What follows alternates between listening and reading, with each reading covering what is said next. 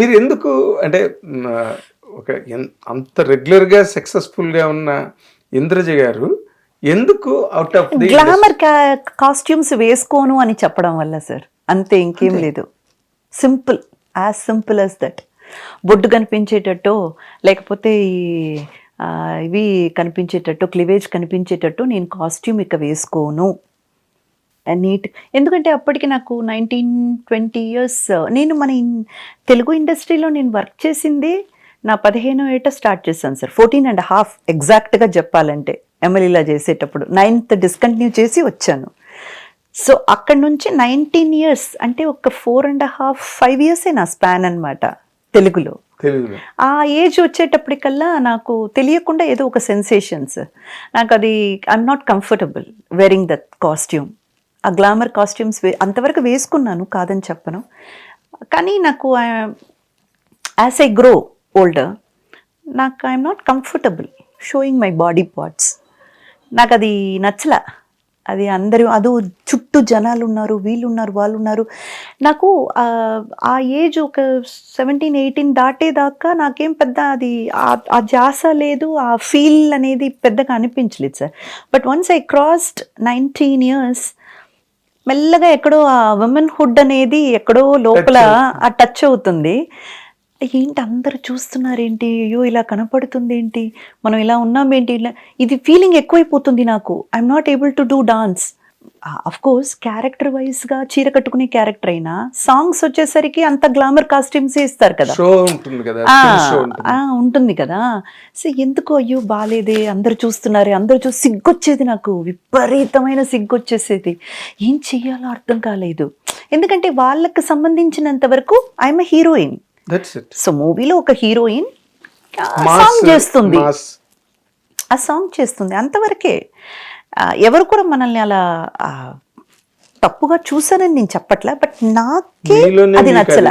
నాకే ఒక ఫీలింగ్, ఇలాంటి కాస్ట్యూమ్స్ వేసుకొని వీళ్ళ ముందే నిలబడ్డాం ఏంటి అనే ఒక సిగ్గు వచ్చేస్తుంది నాకు విపరీతంగా. అందుకని నేను ఇంకా సార్ నాకు గ్లామర్గా కాస్ట్యూమ్స్ ఉంటే నేను వేసుకోను సార్, కొంచెం నిండుగా ఉంటేనే వేసుకుంటానని చెప్పడం వల్ల అలా అలా అలా అలా అలా మూవీస్ తగ్గింది. కానీ మా అమ్మా నాన్న ఆశీర్వాదం, పెద్దల ఆశీర్వాదం ఏంటంటే, కరెక్ట్గా నాకు ఇక్కడ తెలుగులో మూవీస్ అంతా తగ్గి ఒక డిమినిషింగ్ పీరియడ్ వచ్చేటప్పటికి మలయాళంలో అందుకున్నాను. మలయాళంలో నన్ను తీసుకెళ్ళి మహారాణిలా చూసుకున్నారు. నిజంగా చెప్పాలంటే నేను ఇక్కడ తెలుగులో ఎలాంటి క్యారెక్టర్స్ చేయాలి, నా పర్ఫార్మెన్స్ని చూపించే అంత స్కోప్ ఉన్న క్యారెక్టర్స్ కావాలి కదా, రావాలి కదా, రావాలి కదా, నేను ఎంతగా ఆతృత పడ్డానో, ఎంత నేను చాలా చాలా ఏమంటారు, ఒక కైండ్ ఆఫ్ ఒక లాంగింగ్నెస్ ఉండిందో నాకు. అవన్నీ కూడా తీర్చేటువంటి క్యారెక్టర్స్ నాకు మలయాళంలో దక్కింది.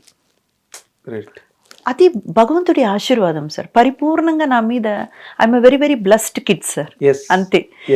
అక్కడ నేను ఇంకా హ్యాపీ అంటే సూపర్ హ్యాపీ. కూడా మీరు ఏదో అనామకులతో చేశారంటే కాదు, అందరూ సూపర్. కానీ అన్ని హోమ్లీ సార్.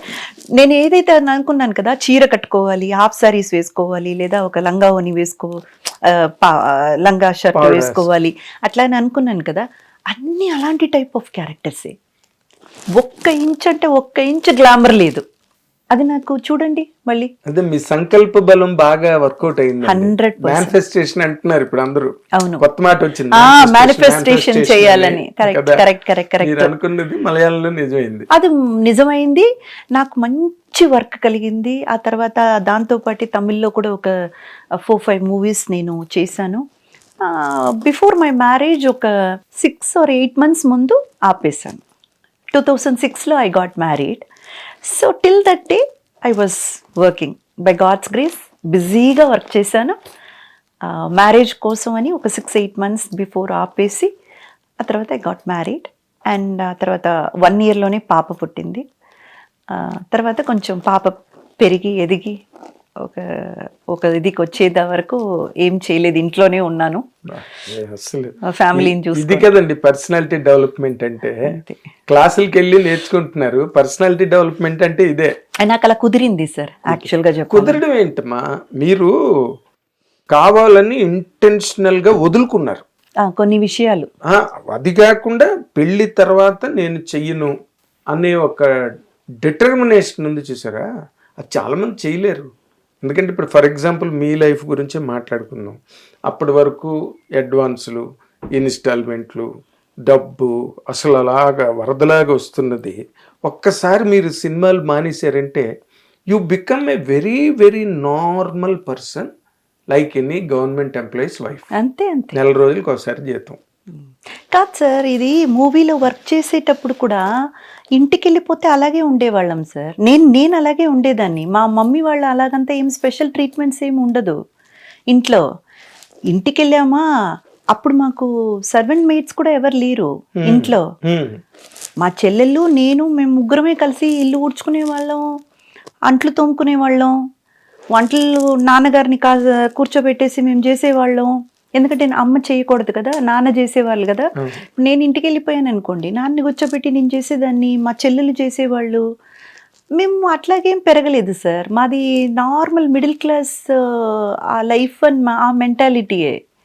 అదేం ఉండదు. ఇప్పుడు కూడా చూడండి, ఇక్కడ షూట్ చేస్తున్నాను కదా, ఇంటికి వెళ్ళిపోయాను అనుకోండి, 3 పూట్ల నేనే వండడం. మా ఇంట్లో వంట మనిషి అంతా ఎవరు లేరండి.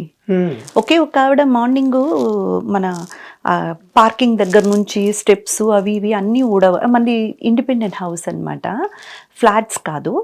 సో ఇవన్నీ మొత్తం ఊడవాలి సాలిగ్రామంలో. సో అవన్నీ ఊడడానికి అండ్ మన ఇంట్లో లోపల ఊడ్చేసి మార్నింగ్ తుడిచేసి ఆవిడ వెళ్ళిపోతారు. ఆ తర్వాత అన్ని పనులు నేనే చూసుకుంటానండి. అవేమి ఉండవు సార్. ఇప్పటికీ నాకు వంట మనిషి అని ఎవరు లేరు, బయటకు వెళ్ళి రావడానికి. అలాగే కార్ డ్రైవర్స్ అని ఎవరు ఉండరు, సెల్ఫ్ డ్రైవింగే. పాపని ట్యూషన్లో డ్రాప్ చేయడానికి ఒక 2 వీలర్ ఉంది, హ్యాపీగా తీసుకెళ్తారా. అంతే కదా సార్, మాస్క్ పెట్టేసుకుంటే అయిపోయా. ఎవరిని తెలియదు. ఏం లేదు సార్, ఇవన్నీ మనం క్రియేట్ చేసుకునేవి సార్. నన్ను ఇలా చూస్తారు, లేదా నేను ఇలా ఉంటేనే నన్ను గౌరవిస్తారు, నేను ఆర్టిస్ట్ని ఇలాగే ఉండాలనేదంతా మన మైండ్ సెట్ సార్. అలాగంతా ఏమీ లేదు. మనంగా ఉండొచ్చు. మనంగా ఉంటూ కూడా మన ప్రొఫెషన్లో మనం సాధించవచ్చు. ఎందుకంటే ఇది వేరు, అది వేరు. అలా అనుకోవడమే కష్టం.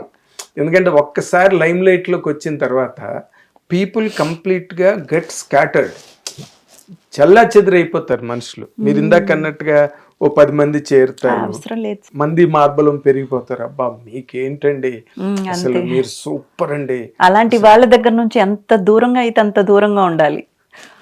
అది మనకు మంచిది, మన ఆరోగ్యానికి మంచిది.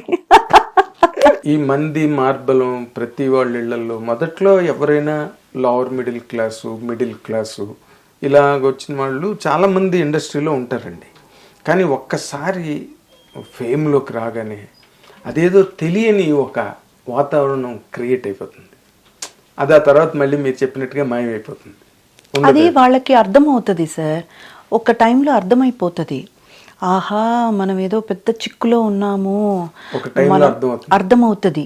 తప్పకుండా ప్రతి ఒక్కరికి వీళ్ళెవ్వరిని మనం నమ్మడానికి వీల్లేదు, వీళ్ళందరూ మనల్ని ముంచేసేలాగే ఉన్నారు, మనం చాలా ఒక క్లిష్టమైన పరిస్థితిలో ఉన్నామని తెలుసుకునేటప్పటికే మునిగిపోతుంటారు.